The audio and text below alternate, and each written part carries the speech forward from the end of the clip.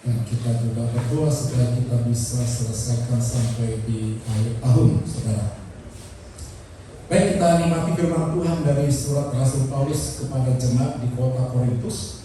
1 Korintus pasal 3.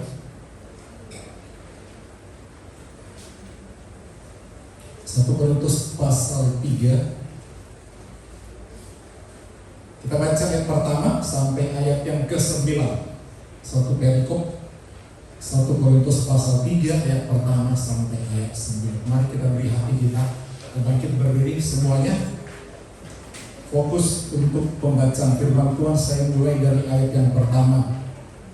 Saudara-saudara, pada waktu itu aku tidak dapat berbicara dengan kamu seperti dengan manusia rohani, tetapi hanya dengan manusia duniawi yang belum dewasa dalam Kristus.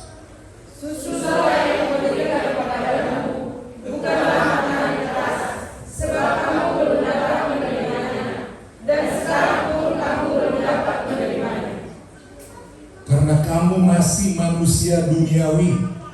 Sebab jika di antara kamu ada iri hati dan perselisihan, bukankah hal itu menunjukkan bahwa kamu manusia duniawi dan hidup menurut pola manusia?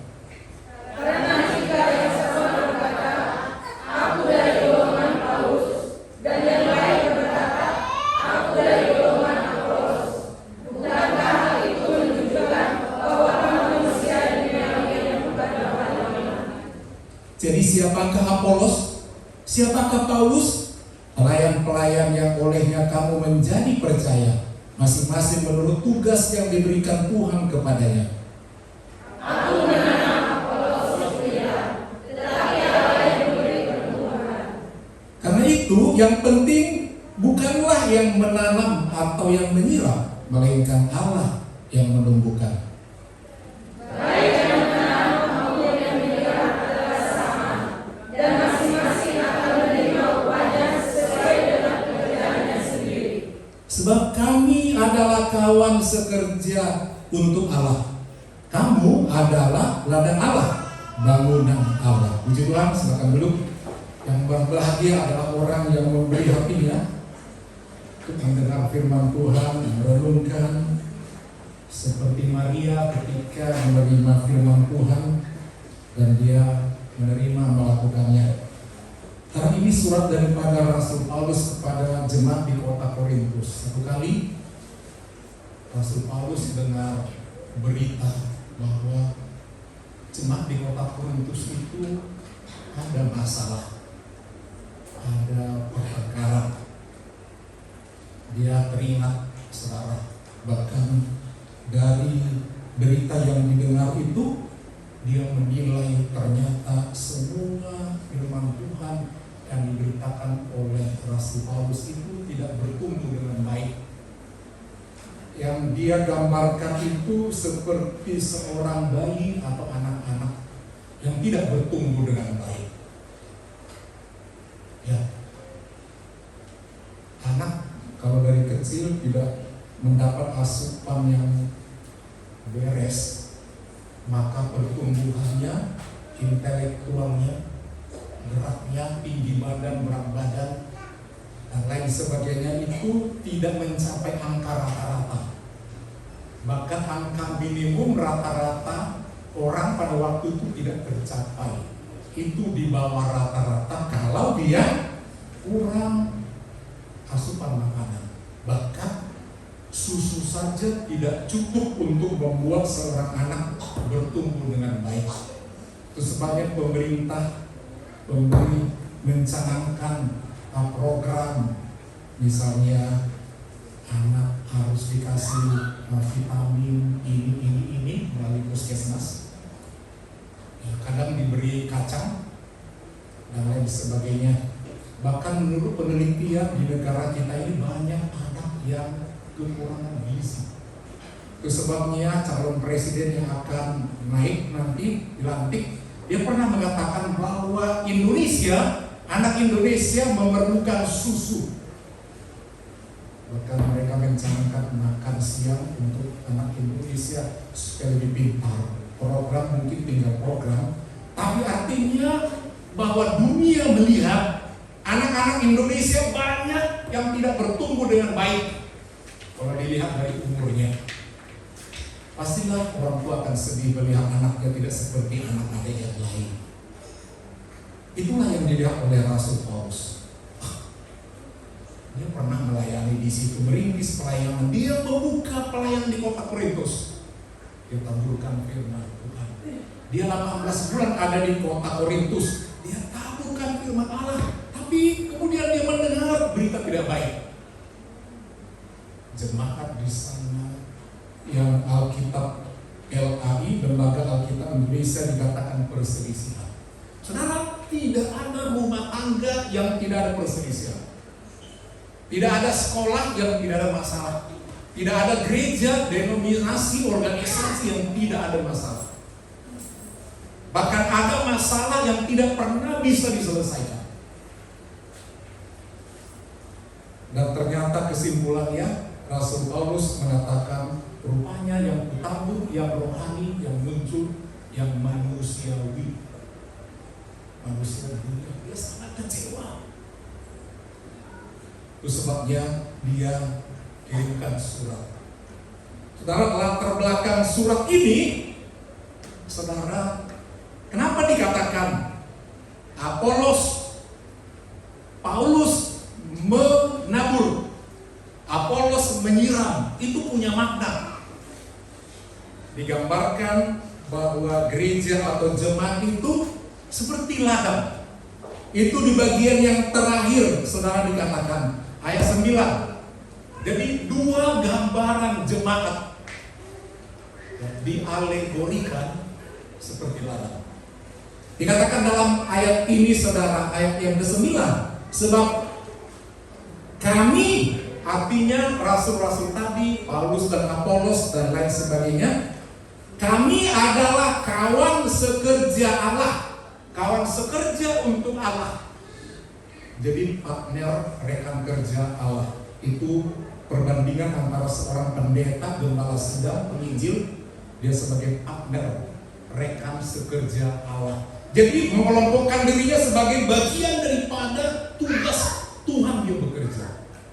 Dan jemaat di sini digambarkan seperti ladang.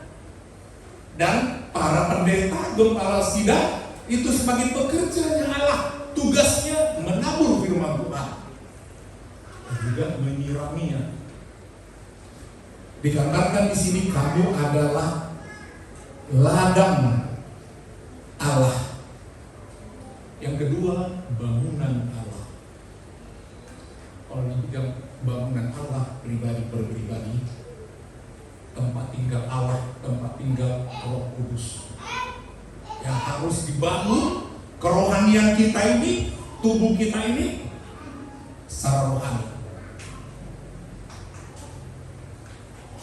Jadi saudara, pertama kali memang Rasul Paulus menginjili di kota Korintus. Dari Korintus dia bergerak ke berbagai kota yang ujungnya ke Efesus. Jadi pertama kali dia melayani di kota Korintus, diberitakan firman Allah, dan orang percaya, bertobat, terima Yesus. Diberi pengajaran selama 18 bulan. Udah kira-kira mengerti, dia harus menginjil ke kota, kalau sekarang itu ke negara-negara lain. Dia pergi sampai ke Efesus. Rupanya didengar oleh Apolos yang sedang melayani di kota Efesus, sementara Paulus sedang menuju Efesus dan Apolos sedang meninggalkan Efesus menuju Korintus. Dia tahu kosong pelayanan di sana, perlu dilanjutkan. Jangan biarkan tidak ada hamba Tuhan yang melayani, rekan sekerja Allah. Dia merasa dia harus mendukung pekerjaan Tuhan itu, jiwa-jiwa yang ada mendengar firman. Saudara, Rasul Paulus tidak punya talenta untuk berkhotbah. Saudara, orang yang pelayan Tuhan itu punya karisma, talenta masing-masing. Ada yang pintarnya dia, gaya khotbahnya itu mengajar, jadi monoton dan menjelaskan, kasih contoh, uraian. bisa membuat orang memang mengantuk. Tapi firman diberitakan jelas, karena talentanya seperti orang mengajar, datang. Tapi ada orang, saudara, dia hanya satu ayat, kemudian dia berapi-api memberitakan dengan berbagai gaya, intonasi, ilustrasi, bisa membuat orang kagum, tertawa, lucu. Apakah itu diterima firman atau masuk hanya sekedar hiburan, nggak tahu. Tapi dia orator yang luar biasa, tanpa teks dia bisa jelaskan.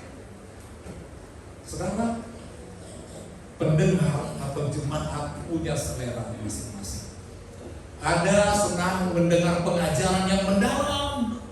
Dia memahami seperti seorang guru menjelaskan, wah ini hukum Pitagoras, caranya begini.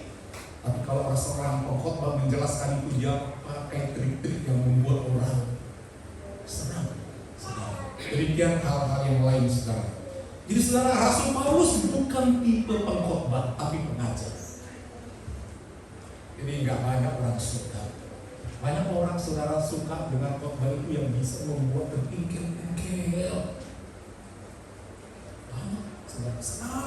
Oh gayanya lucu, oh suaranya. Ada juga pengkhotbah itu, saudara, baru mulai tampil udah bikin ketawa. Karena bentuk wajahnya, bentuk bibirnya bikin ketawa, melotot matanya, suaranya.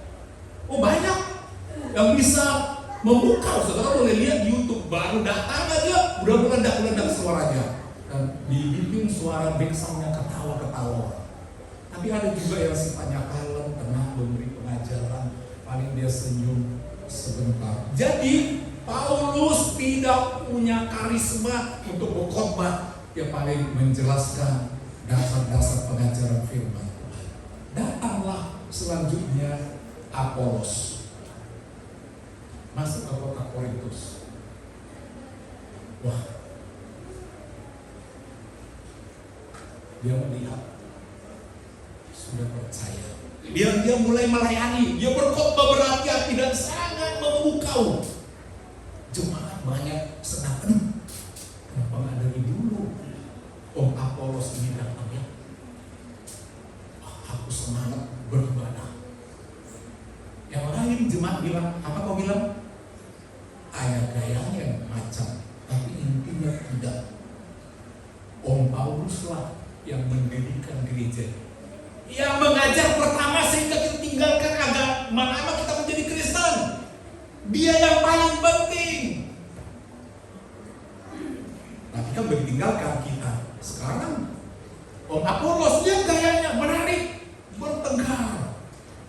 Aku lebih suka gayanya Om Paulus. Dan kalau giliran orang lain yang berkhotbah, dia melihat dia tidak begitu simpati. Hanya lucu-lucu Om Apolos ini, mending Om Paulus. Berselisih jemaat itu. Hanya karena itu. Berselisih. Atau usah kita masuk kelompok orang itu nggak enak. Hati-hati pengelompokan di dalam gereja. Semua harus berlomba buat maju. Amin. Tapi jangan membuat diri, jangan ada perselisih. Semua orang punya talenta, punya karisma, punya kelebihan. Tapi ingat, ada kekurangan. Jelang Natal ini, tolong singkirkan perselisihan. Amin. Karena dikatakan di sini itu gambaran orang manusia duniawi, belum rohani. Semua kelompok harus berlomba maju. Semua sektor, kita baru 2 sektor loh. Kemarin ada tamu kami datang, tanya sama salah seorang tamu itu, Bapak gereja di mana? Oh di gereja inisial H. Wah, katakan begitu. Berapa jemaatnya? Sekian ribu. Wah, sebagian situ saya Tuhan. Kami ada sekian sektor. Dan sering kami tidak kenal jemaat. Apalagi yang bangsa kalau kebaktian itu sekali setahun. Tapi memang jemaat kami. Dan paling muncul Bapak Gembala bilang mungkin datang ketika anaknya mau dibawa ke gereja ya. Kira-kira begitulah anak. Kira-kira begitu. Kita baru dua, jangan ada perselisihan. Amin. Amin. Jangan ada iri-iri. Walaupun yang satu lebih menonjolkan diri di sana juga begitu. Semua berlomba untuk maju. Harus berlomba, jangan mencari aku ini unggul. Oh kami lebih ini, tidak. Itu tandanya kita ini belum manusia rohani. Harusnya yang bagus kita tiru. Amin. Amin. Tiru. Amin-aminannya itu tidak demikian. Sehingga Rasul Paulus mengirimkan surat kepada mereka, jangan lagi ada perselisihan. Ayat 4, jika yang seorang berkata aku dari golongan Paulus dan yang lain berkata aku dari golongan Apolos, bukankah hal itu menunjukkan bahwa kamu manusia duniawi? Saudara, manusia duniawi artinya kita nanti tidak mewarisi kerajaan Allah, mewarisi dunia ini saja. Itu manusia duniawi. Kita adalah manusia rohani, di mana nanti roh kita, jiwa kita sampai di surga. Orang yang duniawi dia hanya memikirkan hal-hal yang di dunia ini saja, hal-hal penampilan dan lain sebagainya. Jadi dikatakan jangan itu yang kita pikirkan. Perselisihan, iri hati. Saudara, iri hati tidak boleh. Jadi siapakah Apolos? Siapakah Paulus? Siapa kami ini? Siapalah aku nih? Padahal hebat Rasul Paulus ya. Siapalah Apolos juga? Kami gak ada apa-apanya. Para pendeta, para gembala sidang gak ada apa-apanya. Kami hanyalah pelayan. Amin. Kami bukan raja, bukan bos. Kami pelayan. Kalau tahu kalau pelayan di restoran, ngeri kali saudara. Kalau jatuh sedikit tersenggol, makanan kena kepada customer yang lagi makan, kadang-kadang dimaki-maki sama orang, ganti nggak mau bayar. Ada sedikit kotor, dia marah. Ya namanya pelayan. Dalam bahasa kasarnya itu hanya seperti babunya Tuhan. Kami hanyalah pelayan, tapi jangan lupa bukan pelayan rumahan, bukan pelayan di satu PP, pelayannya Tuhan. Keren gak? Jangan macam-macam. Pelayannya Tuhan, bukan pelayannya presiden. Pelayan presiden aja terhormat. Ingat, pelayan Tuhan, dia yang merekrut, dia yang memperlengkapi, dan dia akan menuntut upah juga dari buah pelayanan, yaitu dari ladang di mana dia bekerja, yaitu dari bangunan di mana dia membangun kerohanian jemaat. Dia bekerja. Yang satu menabur firman Tuhan, patut mendapat upahnya. Yang satu sedang membangun kerohanian jemaat, patut mendapat upahnya. Kalau saudara ada kerja di rumah saudara membangun sesuatu, ada orang yang mau bekerja tanpa berharap upah? Ada? Rontok badan itu kalau dia nggak makan. Kali di sini suami-suami yang kerja nggak mengharapkan gaji, bahkan kalau boleh ada bonus. Amin. Ada rezeki, ada berkat, ada upahnya. Demikian juga pekerja-pekerja bagi Tuhan itu, walaupun dia dikatakan hanyalah pembantu, tapi jangan lupa bukan pembantu saudara. Pembantu siapa? Pembantu Tuhan, karena kami bekerja bagi dia, kan beritakan pengajaran dia kan. Firman itu udah ada modulnya. Ajarkan ini ya tentang ini, ajarkan ya tentang ini, dan kita dianggap semua jemaat itu seperti ladang. Kita punya hati, itu mesti lembut seperti tanah yang lembut. Ditaburlah benih firman Tuhan itu. Jadi ladang digarap. Kalau ladang kan unsur utama kan tanah. Dan kalau ada tanah-tanah yang berbatu-batu disingkirkan oleh pekerja di ladang itu. Jadi kalau kami bekerja dengan bos Tuhan, kami patut mendapatkan upah dari ladang itu. Dari siapa? Dari jemaat.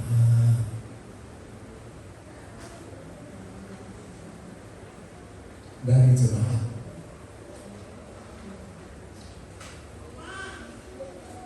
Ayat 6. Aku menanam, diingatkan kepada jemaat. Aku, tugasku, kerjaku kepada kalian jemaat Korintus, kalian adalah ladang Allah. Tugasku adalah menanam firman di setiap pribadi jemaat. Aku menanam. Terus banyak perlu kita kebaktian teratur untuk selalu ditanami benih firman. Jadi pekerjaannya adalah menanam pengajaran tentang ini, tentang ini. Tugasku menanam. Kalau kita punya ladang, nggak ditanam, apa jadinya ladang kita? Dalam bahasa Koreanya, tarulah. Ya tarulah Kalau nggak pulang mama ke kampung, udah sekarang musim untuk menanam padi, ketinggalan, tidak ada nanti panen. Jadi tugas Paulus adalah menanam.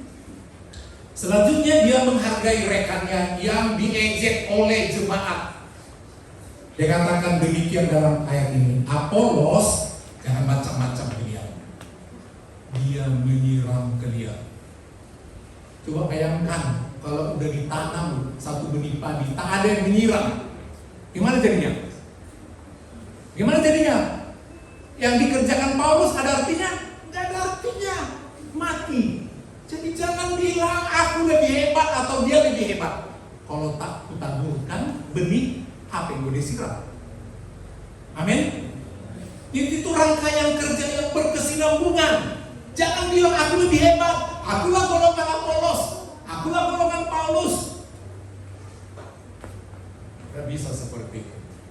Ladang hanya berguna kalau ada orang yang menanam, ada orang yang menyirami. Nanti selanjutnya ada yang menuai atau memanen dan lain sebagainya. Saudara, penting gak pekerjaan menabur, menanam? Penting gak? Mana lebih capek? Perbandingan dulu ya. Kalau kita berladang, bersawah, pekerjaan ketika mau menanam. Ingat, kalau mau menanam kan gak langsung tanam kan? Ada pendahuluan kan? Apa dikerjakan dulu? Dibersihkan tuh rumput-rumput, batu-batu, singkirkan kayu-kayu. Capek nggak? Capek nggak? Itu paling capek. Apalagi kalau membuka ladang baru ya, mau digarap, itu paling mengerikan. Ada nyamuk, ada ular, macam-macam. Waduh, lelah sekali. Habis itu dibakari sebuah rumput kayu. Yang kedua, mencangkol. Senang nggak mencangkol? Habis hilang. Berikan pan langsung tabur-tabur. Habis itu apa? Dilembutkan lagi. Injak-injak tanah itu. Kasih lagi airnya. Baru ditaburi. Lama sekali. Udah tumbuhlah.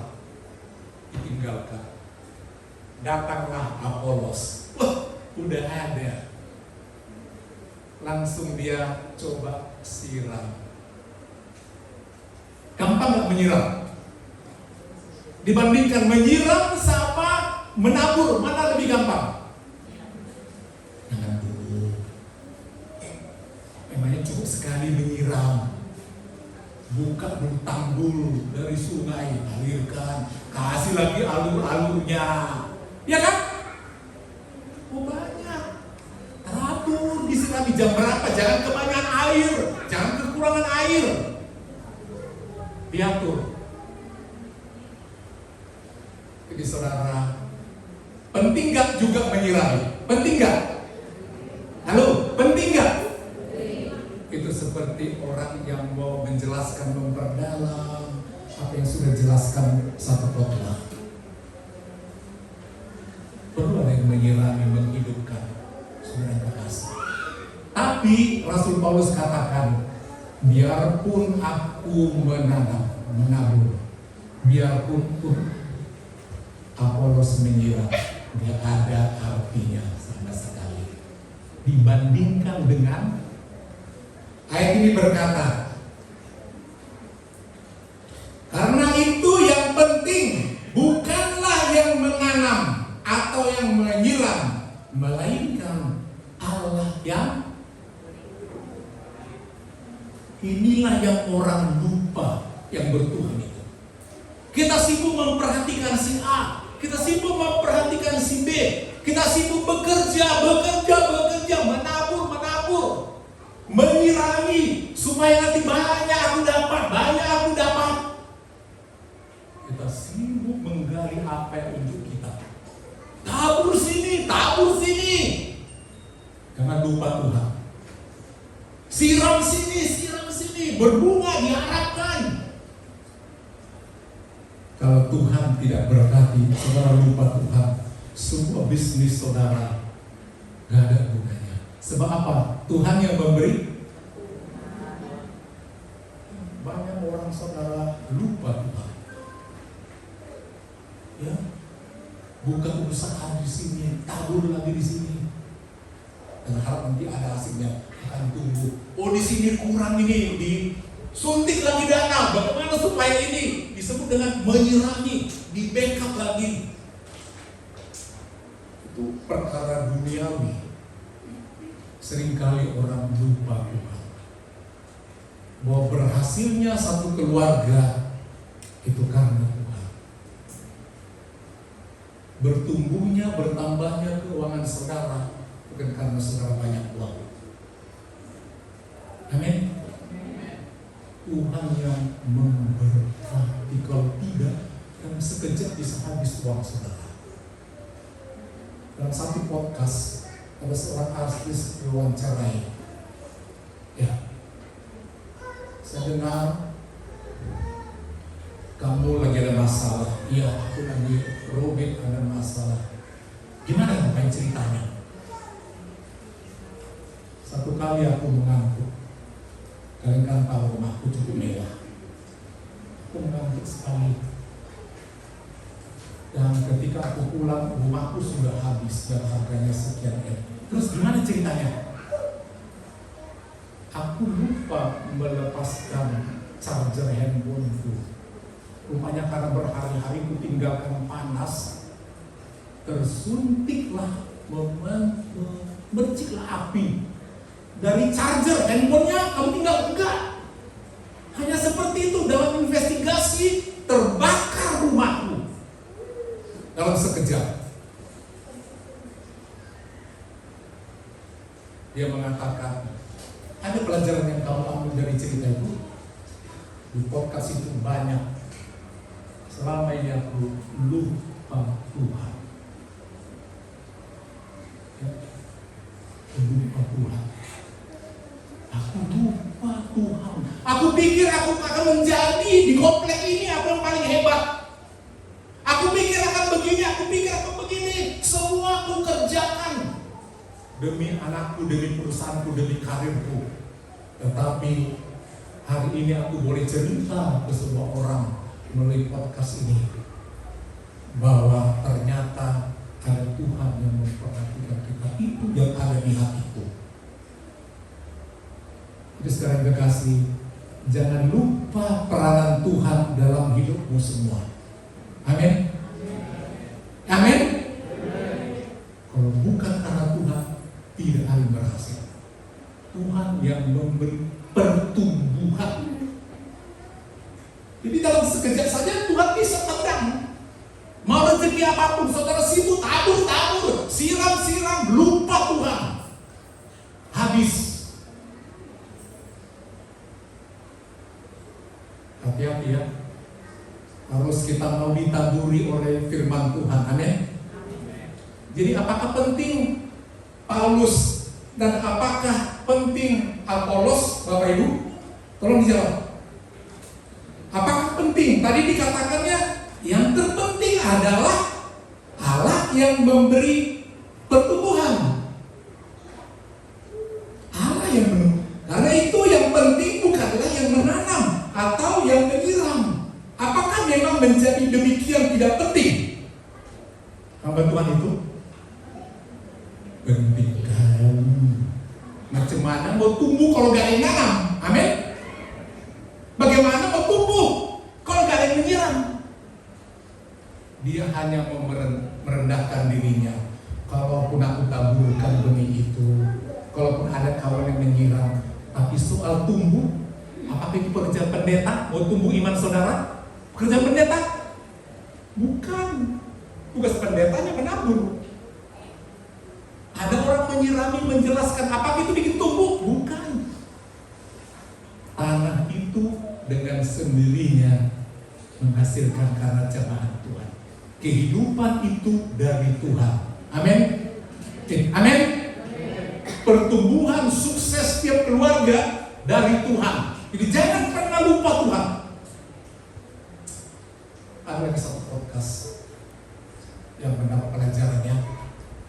Seorang pemain drummer musisi dari Bali, namanya Jerry, istrinya Nora, cukup terkenal. Dalam podcast itu dikatakan demikian. Kalian pernah rencana mau cerai ya? Iya. Terus apa penyebabnya? Karena kami nggak bisa punya anak. Oh begitu ya? Terus bagaimana? Kenapa nggak jadi caranya? Ya, tapi dua-duanya punya masalah. Terus banyak perlu jaga kesehatan dari muda. Lu anak muda. Dari muda tidak jaga pola hidup. Kami malas. Apa masalahmu? Kami sudah ke dokter ini, kami sudah coba balik tahu. Jam, apa masalahmu? Badanmu mancung bekar.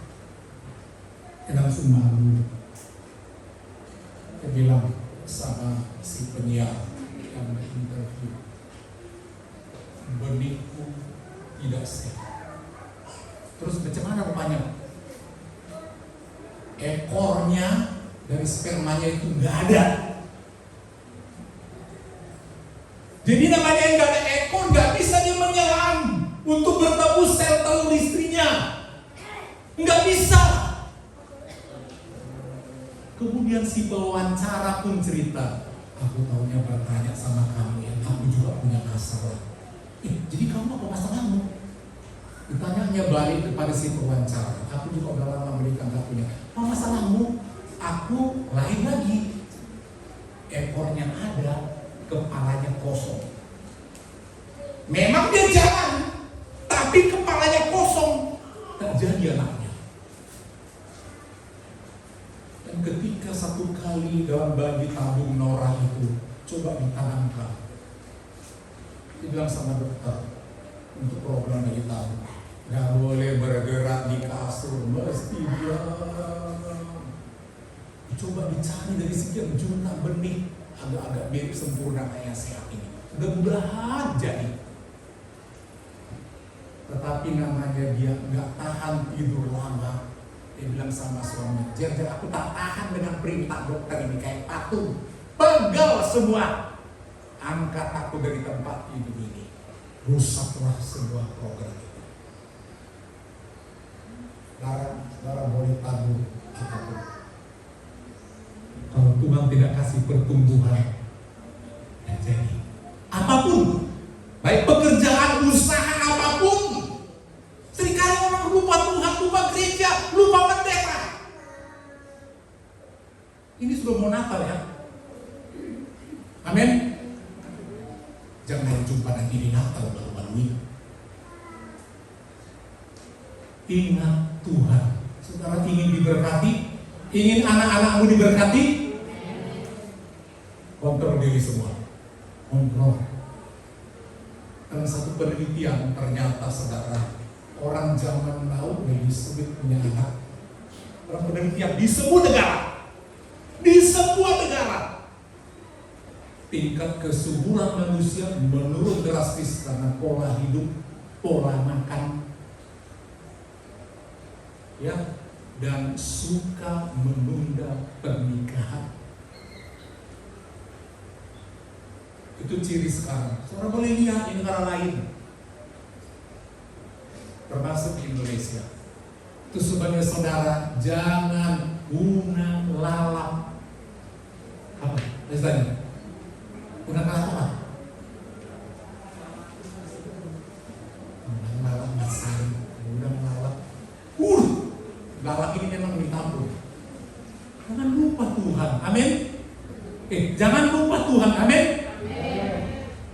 Ingin diberkati, jangan lupa Tuhan. Itu sebabnya lebih banyak saudara ke gereja sungguh-sungguh, lebih banyak dapat berkat. Amin. Bukan sia-sia hamba Tuhan itu angkat, bukan hamba Tuhan memberkat, tapi Tuhan melalui firman itu ketika angkat tangan, kita katakan amin, aku diberkati Tuhan. Amin. Perlu firman Tuhan. Jadi saudara, walaupun dikatakan apalah Apolos, apakah ini, yang penting adalah yang memberikan pertumbuhan. Itu bukan berarti saudara remehkan gembala saudara. 1 Timotius pasal 5. 1 Timotius pasal 5 ayat 17 sampai ayat 19. Saudara perhatikan Alkitab saudara. Udah dibuka? Mana? Banyak nggak buka, nggak bawa kitab suci ya. Saya akan bacakan 1 Timotius pasal 5 ayat 17 sampai 19. Penatua itu gembala sidang para pendeta di zaman itu, yang baik kepemimpinannya patut dihormati.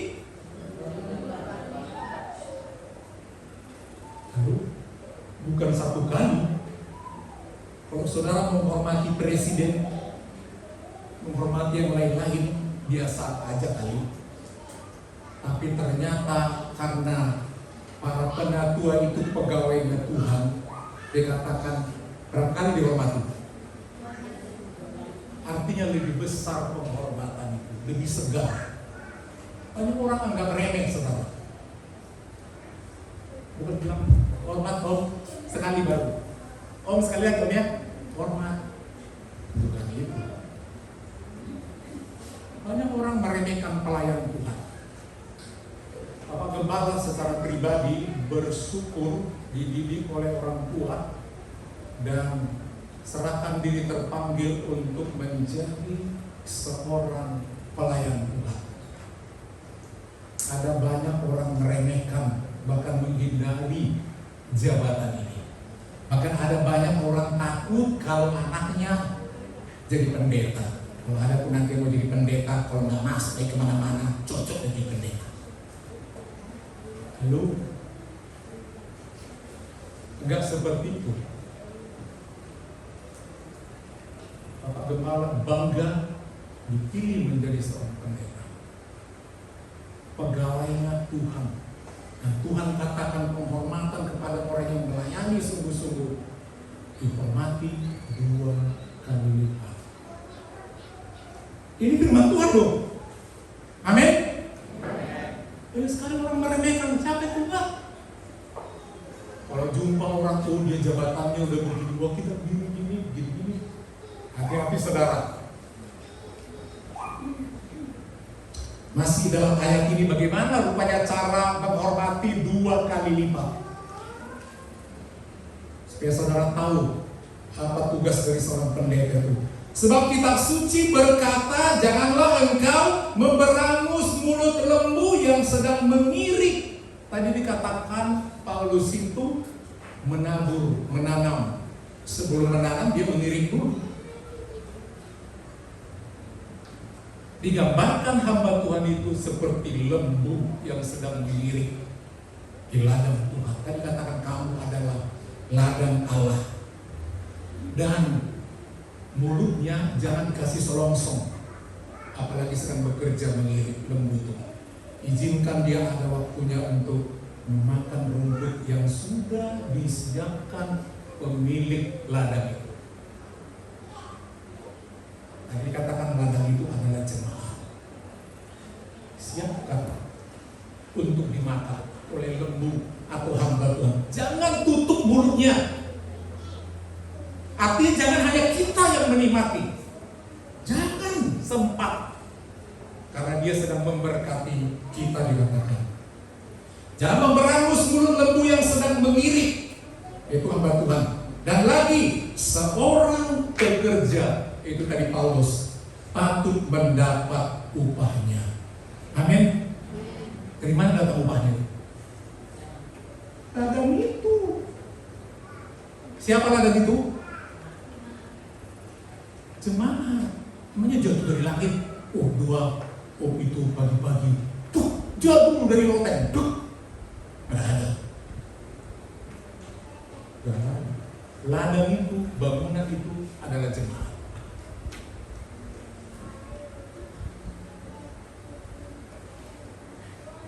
Dan lagi seorang pekerja patut mendapat upahnya. Jadi saudara, dari mana upah itu datang? Itulah sebabnya kita dari hati kita yang terdalam, karena kita takut Tuhan hormat, bisa dukungan dalam pelayanan, kita kembalikan milik Tuhan karena memang bukan milik kita. Amin. Namanya itu bukan milik saudara. Itu jelas milik si pekerja itu. Ya. Amin. Ini yang seringkali kita tidak sadari. Ini yang sering kita tidak sadari. Jadi mari saudara boleh berusaha menabur dan menyirami. Tapi jangan lupa kalau saudara mau berhasil, nah ingat Tuhan yang memberkati setiap apa yang saudara tabur. Amin. Jangan tinggalkan Tuhan. Jangan tinggalkan Tuhan. Dia siap untuk memberkati siapa saja yang tidak lewatkan Tuhan. Tuhanlah yang memberkati rumah tanggamu. Tuhan yang memberkati pekerjaanmu, memberkati anak-anakmu, memberkati buruhmu. Amin. Itu dua bapak gembala sebagai pekerja di ladang itu. Sebab ladang itu jemaat. Tugasnya menabur firman, memberkati, rajinlah beribadah, memberkati. Saudara mau ditaburi, saudara mau disirami, Tuhan akan memberi pertumbuhan. Diberkatilah ladangmu. Firman Tuhan katakan bahkan dalam Alkitab, diberkatilah buah kandungan. Ada nggak ayat ini? Ada nggak? Ada. Mari kita bangkit.